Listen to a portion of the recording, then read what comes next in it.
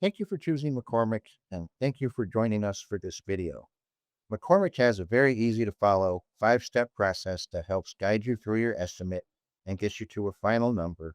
And today, this video is going to focus on step 3, which is takeoff. Now, if you're following these videos from the very beginning of job creation all the way through, I wanted to show you what it looks like to transition from one step to the other. So on the screen in front of me are my labels, and I've just finished my labels. I finished step 2. As soon as I finish step 2, what I'm going to do is click on close. That completes step 2. It sends those labels into the system so it can start doing the organization that I need. Now I'm just going to come up here and click on takeoff.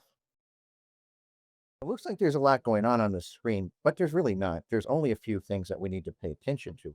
Up here at the top, this whole top row from here all the way down to here, these are our labels. Each one of these drop downs, and there's a drop down right here. Each one of these drop downs is one of the columns from the label screen that we had just finished setting up. So this is how I'm going to stay organized. If I put any effort into making my labels, I need to put as much or more effort into making sure I'm staying in the right one as I do takeoff. So this is how I'm going to select that. So right now, unless I make a change, everything I do is going to be in this base bid power label. So now the only thing I have to decide now is, am I going to take off an assembly or an item? Now I know what I'm looking for. I'm looking for a duplex receptacle, a standard duplex receptacle. So it seems to me that that's probably going to be an assembly. An item, if I go down here on the lower left-hand corner of this window and I click on item, I'll be looking at items. And I can see I've got devices here, but an item is just one single solitary thing.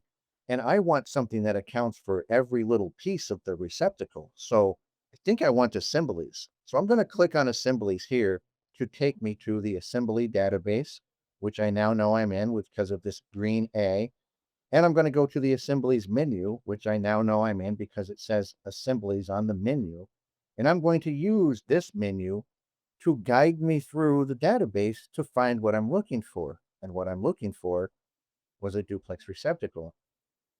Spoiler alert, those are in devices. Devices, it's just going to be a normal everyday one. So I'm going to click on standard grade, make sure that's selected. Look down this next list here, and I find receptacles. There is a duplex standard receptacle right there. Now, one of the best things I can do for myself right now is go down here and look at byproducts to see what's in that duplex standard receptacle, because an assembly is multiple things put together. All I need to do is make sure that these particular things work for the particular scenario that I find on my job. And for our purposes on this video, this is perfect. What it means is every time I say I want one of these, I get 1 times whatever number sitting here in the quantity. This is count takeoff, so the quantity happens every time that I say I want 1. Whatever numbers are in there get multiplied by however many I have. And in this particular job, there are 7 of them. That's as easy as it is for count takeoff. I just use this menu to drive through one category into a smaller category, into a smaller category, and then over here to find something specific. And then if I've already got the count from someplace else, and we're assuming in this video that we've got the count from somewhere else, there will be another video, a separate video on doing the on-screen takeoff. But for our purposes, we needed to see what the database was like, and we needed to see how to enter things manually. So the next thing I want to do is look for something that in the conduit world, something that is linear according to the system's math. So I'm going to close. Right here is how I close the byproducts. And I'm going to go over here and use it again. And I have to think, do I want an item or do I want an assembly? Well, I want something with EMT conduit. I want something that does all the fittings for me, and I want some wire in there. All right, that sounds like an assembly again. So am I in the right place? Right here, it says A assembly, and it says assembly here. So yes. And I want some branch. So I click on branch. I want some EMT, so I leave that selected.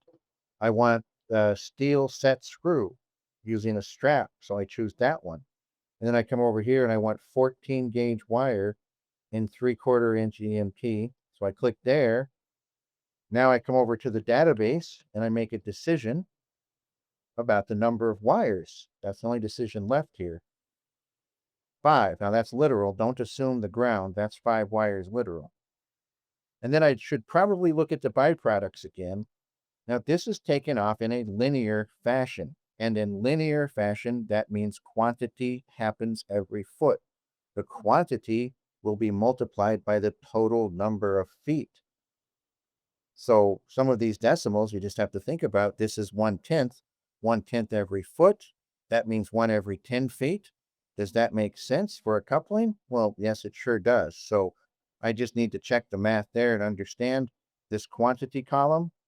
It happens every foot. And I know from my measurements on other sources, I've got 235. So type that number in up here, hit enter. Now it is down on my audit trail. I have just taken off 2 simple things, quick, easy to find, easy to take off. Now, once they're down in the audit trail, I can make changes to them because right now this audit trail just has everyday, ordinary labor, 1 multiplier. It's just there. But if I know for any reason that there's something different about it, I can make changes in the audit trail. Let's say, for example, this duplex standard receptacle, these 7 are in a typical office on this floor, and I know there's 23 of those. I could come in and actually change the multiplier to say 23, and now those 7 are getting multiplied by 23. Another thing I can do down here is adjust labor factor. Like this is 1. This is a standard everyday labor factor, but I could make it easier by choosing lower than 1, or I could make it harder by choosing higher than 1. Basically, this is a task level difficulty adjustment. So you can change the quantity if you made a slight mistake while you're taking off. I don't want 237. I actually wanted 238. I can do that here. I can adjust the multiplier for any number of reasons. Multiplicity for hotels, standard offices, classrooms, whatever you need to. If you know it's always going to be the same, multiply it here. Adjustment labor factor, changing task level difficulty. And then I see who did it, and I see when and where. I can mouse over this and see the label that I'm looking at, and I can tell it was done manually by the M.